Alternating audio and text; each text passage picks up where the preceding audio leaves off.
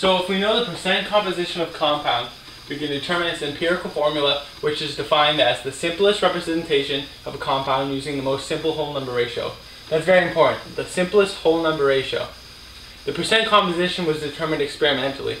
So chemists usually follow a procedure to determine the empirical formula, which is as follows. Chemical analysis tells us that the number of grams of each element in a given amount of compound. So it's saying how much grams of each element are there per gram amount of compound. We then convert that to moles, and then we normalize and determine the empirical formula methodically.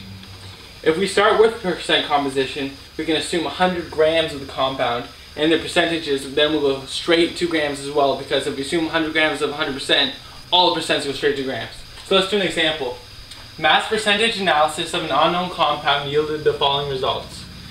Potassium 26.581, chromium 35.493%, and balanced oxygen. What balanced oxygen means is whatever left of the 100% is given to oxygen. So all we have to do is simply subtract the remaining. So here's what the empirical formula we have as of now. I put variables here to show that there are subscripts, we just don't know them yet. Okay, so let's start with step 1. So we're starting with percent composition, so now we're just going to assume 100 grams of compound. And therefore all our percent simply switch to grams. So I change the percent sign to gram sign, and then I find balanced oxygen, which is 100 minus these two numbers put together, which leaves us with 37.926 grams of oxygen.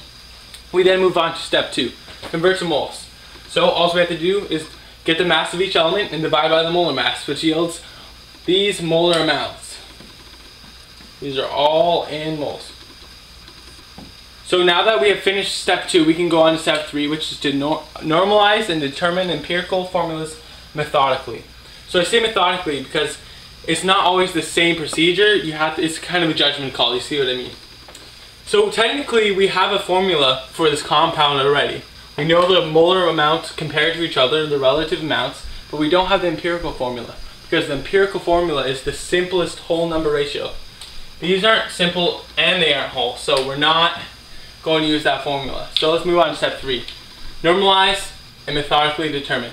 Divide all moles by the smallest amount of moles. That's normalizing. This allows 1 to be the smallest subscript. So that allows potassium, which is the smallest molar amount, to have 1. So we divide them all by the smallest amount. And we always divide by the same amount for every one because of the law of definite proportions. I'll talk about that in a minute.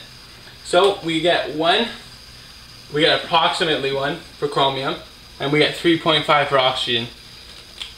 But because our lowest value is 1, and we have a value that isn't a whole number, we must multiply all our numbers by the same number to obtain the simplest whole number ratio.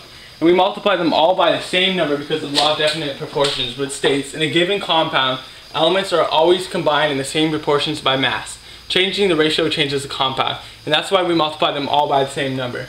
So what's a good number to make 1, 1, and 3.5 whole numbers? Well, this 0.5 can easily be turned to another 1 if you multiply by 2. So 2 looks like a good number.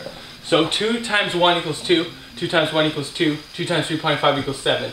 Now we have x, y, and z, and that yields our empirical formula, which is C2CR2O7.